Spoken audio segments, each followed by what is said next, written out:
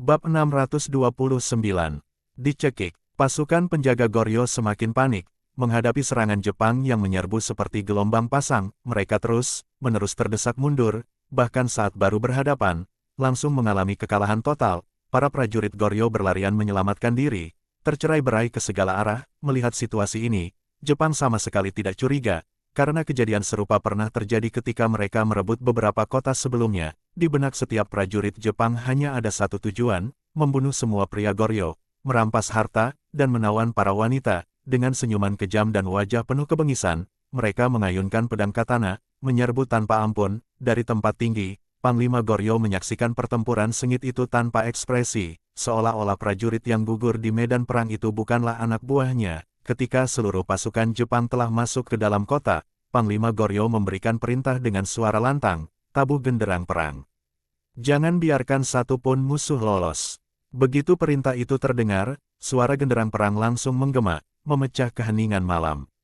Bunyi genderang itu seperti palu yang menghantam jantung, membangkitkan semangat juang prajurit Goryeo. Para prajurit yang tadinya melarikan diri segera berhenti, berkumpul kembali, dan mulai melawan serangan pasukan Jepang. Dari gang-gang kecil, muncul semakin banyak prajurit Goryeo, membawa tombak dan perisai, menyerbu pasukan Jepang. Mereka semua mengenakan baju zirah yang kokoh, berkilauan di bawah cahaya malam. Mendengar suara genderang, banyak prajurit Jepang yang mulai menyadari ada yang tidak beres. Bagaimana mungkin pasukan Goryeo yang tampaknya telah kalah tiba-tiba membunyikan genderang perang? Prajurit Jepang yang cerdik segera menduga bahwa ini mungkin adalah jebakan, namun, banyak prajurit Jepang lainnya tidak peduli. Mereka merasa kekuatan mereka jauh lebih besar, dengan jumlah prajurit yang mencapai puluhan ribu orang. Bagi mereka, meskipun Goryeo sudah menyiapkan jebakan, namun jumlah prajurit mereka tidak akan cukup untuk menang. Jika kekuatannya tidak memadai, bahkan pemburu pun bisa dimakan oleh binatang buas. Beberapa pemimpin Jepang yang tidak mau menyerah langsung memerintahkan, "Serang terus. Habisi semua prajurit Goryeo. Kalaupun ini jebakan, mereka tidak memiliki kekuatan utama. Kita tetap bisa menghancurkan mereka." Mendengar seruan itu, semangat pasukan Jepang kembali menggebu-gebu. Mereka yakin bahwa strategi apapun tidak akan berhasil melawan kekuatan absolut. Kemenangan-kemenangan sebelumnya telah membuat Jepang terlalu percaya diri, hingga mereka meremehkan kekuatan Goryeo. Tiba-tiba suara derap kuda terdengar. Pasukan kavaleri Goryeo yang bersembunyi di luar kota telah memutari tembok dan muncul di depan gerbang kota. Pasukan kavaleri itu langsung menyerang bagian belakang barisan Jepang, menyebabkan formasi mereka kacau balau. Dari segala penjuru, semakin banyak pasukan Goryeo yang muncul. Mereka semua mengenakan baju zirah yang kokoh, tetapi senjata yang mereka bawa adalah pedang melengkung. Prajurit Jepang yang sering menyerang Goryeo, baru kali ini melihat pasukan Goryeo menggunakan senjata seperti itu. Pertempuran sengit pun terjadi antara kedua pasukan. Pasukan Jepang segera menyadari ada yang tidak beres. Mereka biasanya mengandalkan pedang samurai yang tajam dan gaya bertarung yang brutal, menyerang tanpa banyak bertahan. Untuk mengalahkan musuh mereka, teknik ini sering membuat lawan gentar, dan dengan sedikit saja keraguan atau keterlambatan, lawan mereka akan tewas dalam satu tebasan. Namun, kali ini berbeda. Saat mereka menebaskan pedang dengan keras, prajurit Goryeo tidak menghindar, melainkan menangkis dengan pedang melengkung mereka. Setelah dua tebasan, pedang samurai Jepang patah begitu saja, tanpa pedang.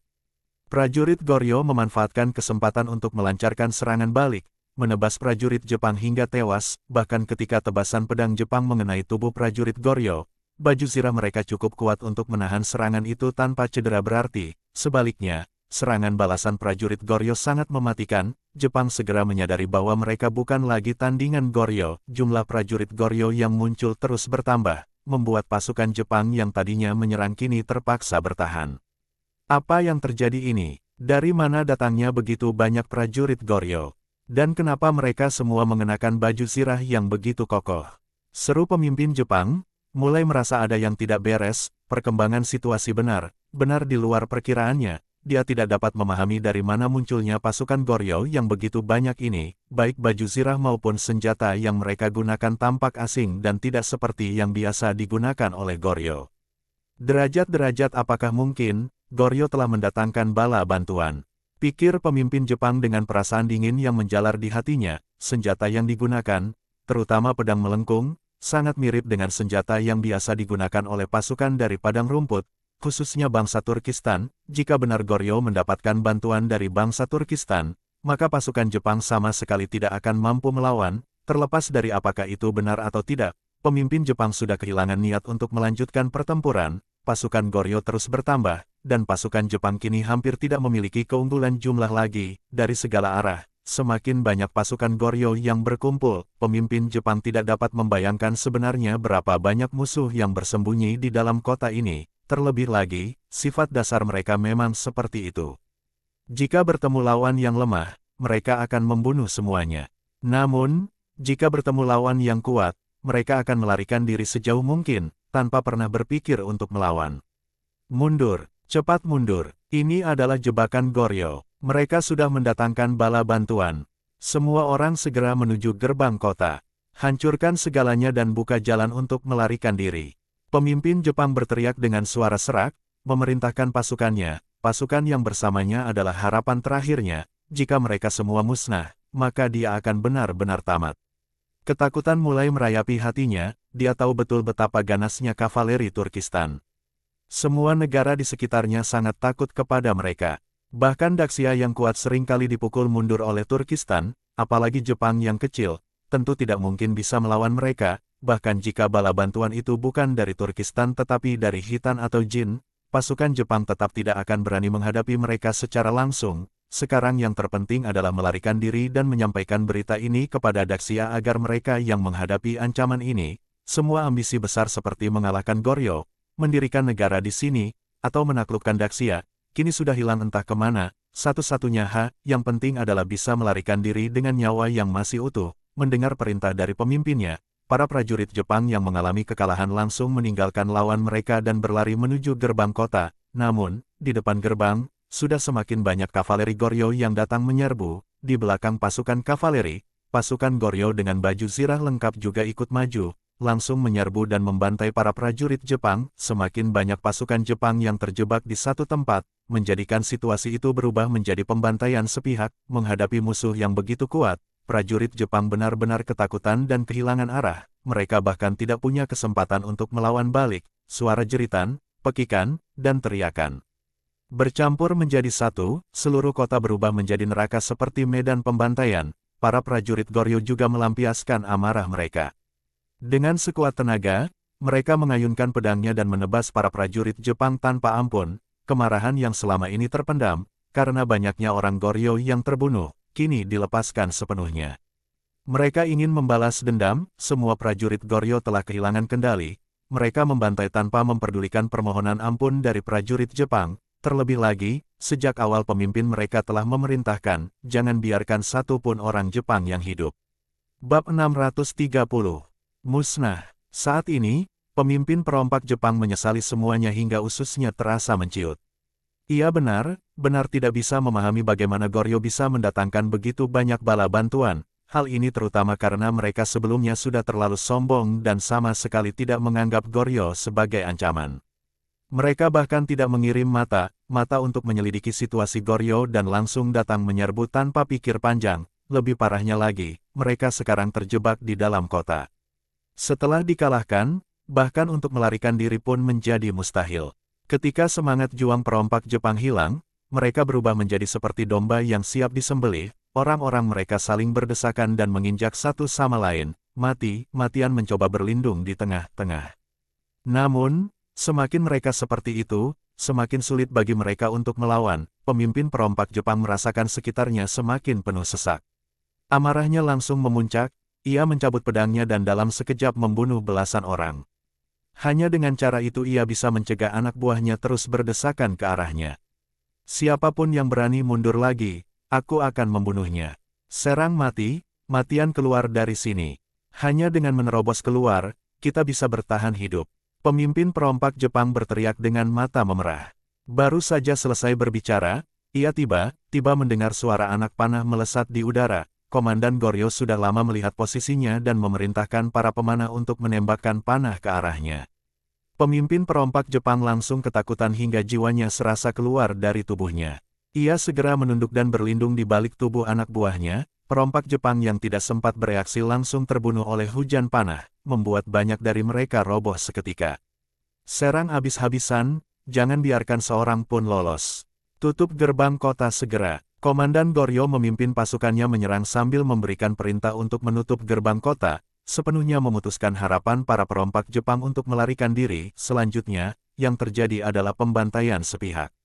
Walaupun perompak Jepang memiliki kemampuan bertarung, namun tanpa perlengkapan seperti baju zirah yang memadai, mereka bukan tandingan pasukan besar Goryo. Selain itu, pasukan Goryo sudah menyiapkan pemanah di tempat yang lebih tinggi, yang terus menghujani perompak dengan panah, membuat formasi mereka kacau balau. Dalam waktu kurang dari setengah jam, hampir seluruh perompak Jepang berhasil dimusnahkan, hanya tersisa beberapa orang yang masih mencoba melindungi pemimpin mereka. Dengan senjata di tangan, mereka berusaha mengancam pasukan Goryo. Komandan Goryo menatap mereka dengan tatapan penuh ejekan. Ia mengambil busur dari anak buahnya, memasang panah, menariknya hingga penuh, dan mengarahkannya ke salah satu perompak. Dengan satu tembakan, panahnya tepat mengenai sasaran. Perompak tersebut langsung jatuh terkapar. Sisa perompak lainnya semakin panik, berteriak-teriak dalam bahasa mereka sendiri. "Kalian para binatang ini, akhirnya jatuh ke tangan kami. Masih berani berharap hidup, mati saja." Komandan Goryo memaki sambil terus memanah dan membunuh semua perompak Jepang. Pemimpin perompak Jepang yang akhirnya mencoba memohon ampun tidak mendapatkan perhatian sama sekali. Goryo yang selama bertahun-tahun ini menjadi korban serangan perompak Jepang, menaruh dendam yang begitu mendalam kepada mereka. Tidak ada satupun perompak yang akan dibiarkan hidup. Setelah pembantaian selesai, Komandan Goryo memerintahkan bahwa semua mayat ini keluar dan bakar. Udara semakin panas, jangan sampai menimbulkan wabah penyakit. Selain itu, pastikan semua diperiksa dan tusuk sekali lagi untuk memastikan tidak ada yang berpura-pura mati. Setelah memenangkan pertempuran besar yang belum pernah terjadi sebelumnya, hati Komandan Goryo dipenuhi dengan kebanggaan. Kemenangan ini memberinya jasa besar, dan ia yakin masa depannya akan cerah. Ia mulai membayangkan dirinya suatu hari nanti menjadi Panglima Besar Goryo, orang terkuat kedua setelah Raja. Bahkan cara berjajan mereka pun tampak lebih berwibawa dibandingkan sebelumnya. Setelah menghabisi pasukan besar perompak Jepang, Komandan Goryo membawa pasukannya maju dengan cepat, dengan mudah merebut beberapa kota lainnya. Di setiap kota, hanya ada ratusan perompak Jepang yang tidak mampu memberikan perlawanan berarti, sehingga mereka dengan mudah dimusnahkan. Kemenangan besar ini segera dikabarkan ke ibu kota. Kaisar Goryo sangat gembira, karena kemenangan ini akhirnya membawa harapan untuk memenangkan perang. Bagus sekali, pertempuran ini benar-benar luar biasa. Jika kita berhasil memusnahkan perompak Jepang, maka kita bisa mengalihkan perhatian untuk menghadapi pasukan Daxia. Begitu pasukan Daxia kehabisan tenaga, mereka pasti akan mundur dengan sendirinya. Perdana Menteri yang berada di sampingnya berkata dengan penuh sukacita, "Selamat, Yang Mulia, karena telah mendapatkan seorang jenderal yang hebat. Jika kita bisa mendapatkan 50.000 set baju zirah dari pedagang Daxia, maka kita dapat memperbesar pasukan menjadi 200.000 orang. Walaupun senjata pasukan Daxia kuat, namun dengan pertahanan tembok kota yang kokoh, kita tetap akan aman." Benar sekali, memiliki pasukan besar saja tidak cukup, kita juga perlu segera merekrut lebih banyak tenaga muda untuk memperbaiki tembok kota. Untuk menahan serangan pasukan Daxia, tembok kota harus diperkuat agar lebih tebal dan kokoh, jawab Kaisar. Setelah beberapa kali pertempuran besar, akhirnya Goryo memahami cara kerja bahan peledak yang digunakan oleh pasukan Daxia. Satu-satunya cara untuk menahan serangan mereka adalah dengan memperkuat tembok kota. Jika tembok bisa menahan ledakan, maka pasukan Daxia akan kesulitan untuk menembusnya. Yang Mulia tidak perlu khawatir, kami sudah merekrut 50.000 tenaga kerja, dan mereka telah dikirim ke garis depan untuk membangun tembok kota. Saat ini pasukan Daxia telah menghentikan serangan mereka. Ini memberikan kita waktu untuk bernapas sejenak. Begitu tembok kota selesai diperkuat, meriam mereka akan kehilangan efektivitas sepenuhnya. Jawab Perdana Menteri dengan gembira. Baik, segera beritahu pasukan untuk bergerak ke garis depan setelah menghabisi perompak Jepang. Gabungkan pasukan menjadi 200.000 orang, pastikan kita bisa menahan serangan pasukan Daxia. Ketika persediaan makanan mereka habis, maka mereka akan mundur dengan sendirinya. Yang Mulia, menurut pendapat hamba, sebaiknya kita mengirim utusan untuk bernegosiasi dengan pasukan Daxia terlebih dahulu. Meskipun mereka sebelumnya telah menolak negosiasi, namun kita harus menggunakan berbagai cara untuk menunda serangan mereka. Yang terpenting, kita harus memastikan mendapatkan 50.000 set baju zirah dan senjata terlebih dahulu. Perkataanmu ada benarnya. Segera beritahu pedagang Daxia untuk mempercepat transaksi, perintah Kaisar, karena penumpasan perompak Jepang berjalan sangat lancar, hanya butuh waktu kurang dari 3 hari untuk menghabisi semuanya. Rencana Goryo pun harus segera disesuaikan. Berita tentang kehancuran perompak Jepang segera sampai ke Linhai. Pasukan Daxia, dengan kapal uapnya, mampu dengan cepat menuju belakang garis Goryo untuk mengumpulkan informasi. Kabar kekalahan perompak Jepang langsung diterima. Ketika Linhai mendengar kabar itu, ia tercengang.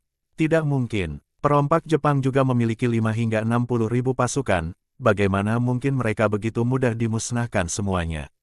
Tuan, mungkin Anda belum mengetahui, pada awalnya perompak Jepang menyerang dengan sangat lancar, sehingga mereka menjadi buta oleh kesombongan mereka sendiri.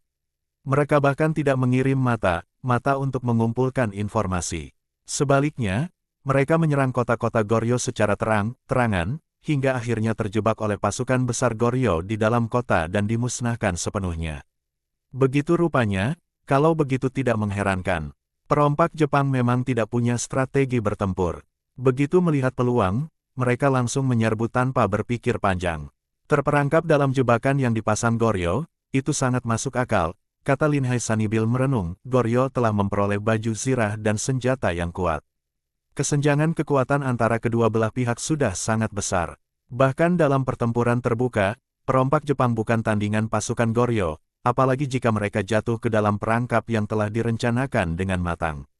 Karena ancaman di belakang kita sudah diselesaikan, maka tidak ada alasan untuk beristirahat lagi. Beritahu seluruh pasukan untuk bersiap dan segera berangkat, kata Linhai dengan tenang. Pada saat itu, Qian Dafu masuk ke ruangan. Salam hormat, Tuan Lin dan Tuan Il, ada keperluan apa? Jawab Linhai, hamba mendapat kabar dari pihak Goryo yang mendesak kita untuk mempercepat pengiriman 50.000 set perlengkapan yang tersisa. Aku datang untuk menanyakan bagaimana kita harus menanggapi mereka. Menanggapi apa lagi? Langsung kirim pasukan untuk menyerang. Pertunjukannya sudah selesai, kata Linhai dengan dingin. Bab 631. Serangan. Benar sekali. Sekarang kita sudah sepenuhnya siap dan bisa memulai perang kapan saja. Tidak perlu bermain dengan tipu muslihat seperti ini lagi, kata Yuhuwasi dengan tegas. Mendengar bahwa akhirnya perang akan dimulai, semua orang merasa sangat bersemangat. Penantian yang terlalu lama hanya membuang waktu dan mengurangi peluang mereka untuk meraih prestasi. Pasukan mulai menyalakan api untuk memasak dan memberikan makanan kepada semua prajurit. Semua orang makan hingga kenyang, lalu menyusun formasi pasukan di depan kota. Jin Yu, yang menerima laporan dari bawahannya, sangat terkejut hingga langsung datang untuk memeriksa keadaan. Menurut informasi yang mereka terima, mereka harus sebisa mungkin menunda waktu hingga bala bantuan tiba. Namun, tiba-tiba saja pasukan Daxia bersiap menyerang, membuat pasukan penjaga kota panik. Mereka segera mempersiapkan alat perlindungan dan penutup untuk bertahan. Pasukan Goryo sudah memutuskan untuk bertahan di dalam kota walau apapun yang terjadi. Selama pasukan Daxia tidak memanjat tembok kota untuk menyerang, mereka tidak akan keluar untuk melawan. Selama waktu yang tersedia, tembok kota telah diperkuat secara signifikan. Bagian dalam tembok menjadi lebih tebal, dan beberapa lubang besar digali di bawah tanah agar prajurit dapat mendengar pergerakan apapun.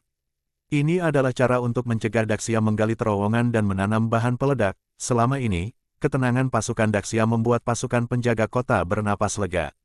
Namun tiba-tiba, tanpa peringatan, mereka membentuk formasi untuk menyerang. Hal ini membuat pasukan penjaga kebingungan, tetapi mereka tetap harus bertahan, apalagi setelah mendengar bahwa seluruh pasukan perompak Jepang telah dimusnahkan. Pasukan Goryo semakin percaya diri karena bantuan akan segera datang. Tanpa ancaman dari belakang, mereka merasa lebih tenang. Pasukan Goryo memiliki pengalaman yang cukup dalam bertahan. Mereka hanya perlu menunda waktu hingga pasukan Daxia kehabisan persediaan makanan, yang secara alami akan memaksa mereka mundur. Setidaknya, situasi sekarang sudah jauh lebih baik daripada sebelumnya. Meriam pasukan Daxia telah diarahkan sepenuhnya ke tembok kota, sementara pasukan kavaleri sudah berbaris rapi. Begitu tembok kota hancur, mereka akan menyerbu ke dalam tanpa ragu. Untuk mencegah musuh melarikan diri, pasukan Daxia telah mengepung kota sepenuhnya. Semua titik lemah dijaga dengan meriam, sehingga bahkan pasukan kecil pun bisa menghalangi pergerakan pasukan Goryeo. Sebagian besar pasukan memblokade gerbang depan dan belakang, siap menyerang secara serentak. Melihat formasi pasukan Daxia, hati Jin Yu tiba-tiba diliputi keraguan. Formasi itu menunjukkan niat untuk menyerbu kota secara langsung. Apakah pasukan Daxia benar-benar yakin bisa menembus tembok kota mereka? Jin Yu terus memikirkan kemungkinan ini sambil mengamati formasi pasukan Daxia. Semakin lama dia mengamati, semakin besar kegelisahan yang dirasakannya. Formasi ini menunjukkan keyakinan penuh untuk menghancurkan tembok kota, mengepung kota, dan memastikan tidak ada satupun prajurit Goryeo yang lolos.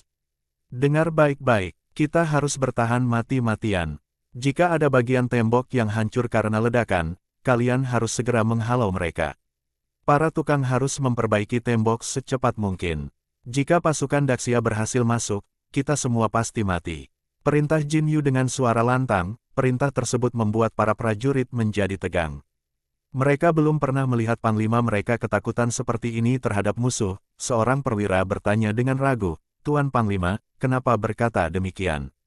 "Selama ini, kita sudah memperkuat tembok kota berkali-kali lipat.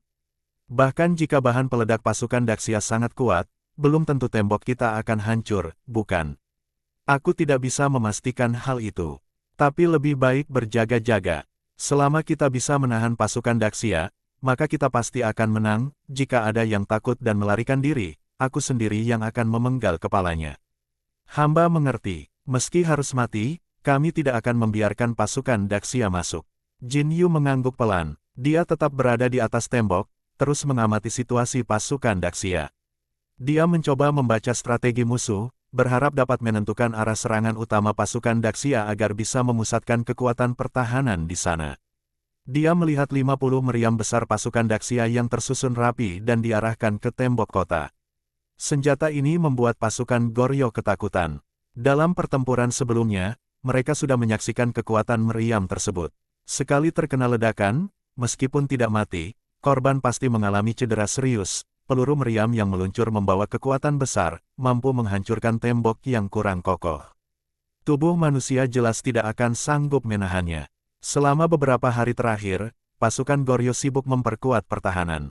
Mereka bahkan menambahkan atap pelindung di atas tembok, menggunakan balok kayu besar untuk mencegah peluru meriam membunuh mereka. Sementara itu, Lin Hai dan Yu Huasi juga mengamati kondisi pasukan musuh. Lin Hai menunjuk tembok kota Goryeo dan berkata, "Saat menembakkan meriam, jangan hanya fokus pada tembok, tetapi juga hancurkan atap baru yang mereka pasang." Sebagian meriam juga diarahkan ke dalam kota untuk mencegah bala bantuan dari Goryeo. Pasukan panah berat harus fokus ke satu titik pada tembok dan pastikan kekuatan bahan peledak bisa menghancurkannya. "Tuan, jangan khawatir, kami telah melatih pasukan panah berat selama beberapa hari terakhir. Kami akan memastikan tidak meleset," jawab Wang Dayong. Setelah menunggu begitu lama, akhirnya tiba saatnya untuk bertindak. "Aku harus memastikan untuk membunuh prajurit Goryeo sebanyak mungkin," kata Cao Qiang dengan semangat saat berbicara dengan Wang Dayong. Dia juga merasa iri mendengar bahwa mereka telah berhasil menangkap Han Turkistan. Dia bersumpah akan memberikan kontribusi besar kali ini, bahkan berharap bisa menangkap Kaisar Goryeo secara langsung. Baiklah, setelah meriam ditembakkan, panah berat segera menyusul. Jika tembok mereka sudah hancur, pasukan kavaleri langsung menyerbu ke dalam. "Ingat, jangan biarkan satupun prajurit Goryeo hidup. Habisi semuanya," perintah Lin Hai dengan serius. "Siap, Tuan," semua prajurit berteriak dengan semangat.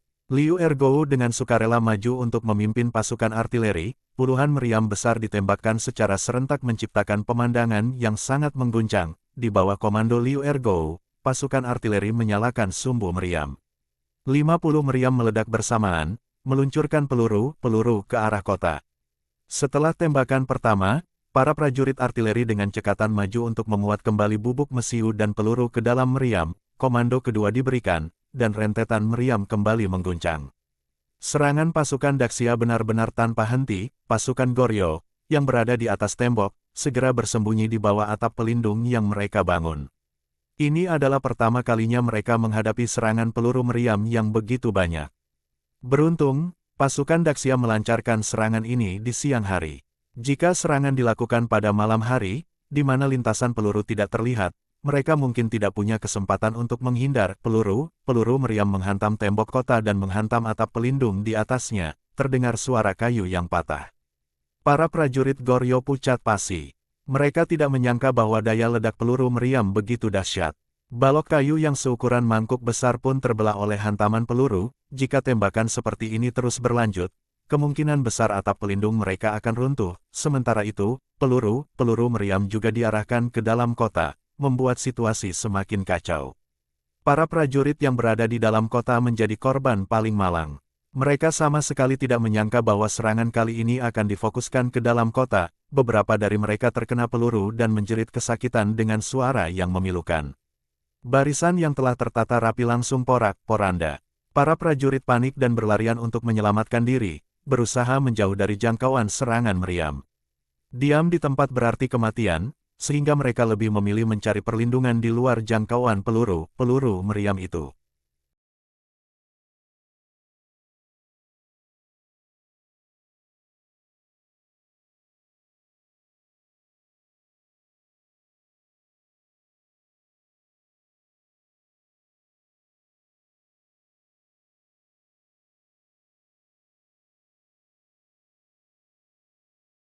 Bersambung